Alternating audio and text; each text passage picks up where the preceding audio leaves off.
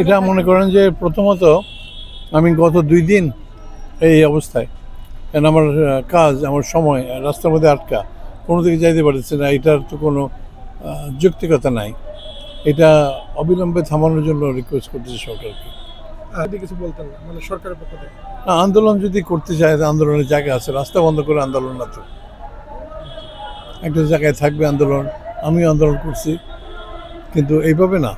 এই যে দেখেন আপনার এই আটকে গেছে, তারা তো ব্লক করা উচিত ছিল ওই প্রেস ক্লাবের সামনেই, তাহলে তো গাড়িগুলো চলে যেত, আপনার মানুষ আর ভোগান্তি হইতো না, বুঝলেন না? তো এখন এই যে বাচ্চা কাঁদতেছে শোনেন। আপনার কোথা থেকে আসলেন? হ্যাঁ, আমি ডিজিএল থেকে আসছি, মহাখালী। এখন যাবেন কোথায়? আজিমপুর। আমার গার্জেন মানে আমাকে দেন লাইব্রেরি ভর্তি, আমাকে আমি আলাপ পড়া দিই, তা দেয় না। কি বলবো, বলা কিছু নাই। এটা পুরো স্বাধীন দেশ। গার্জেন ভর্তি মেডিকেল, আমি বারবার বলছি ভাই আমার গার্জেন ভর্তি মেডিকেল, আমাকে দেন যেতে। আমি আলাপ পড়া দিই, তা দেয় না।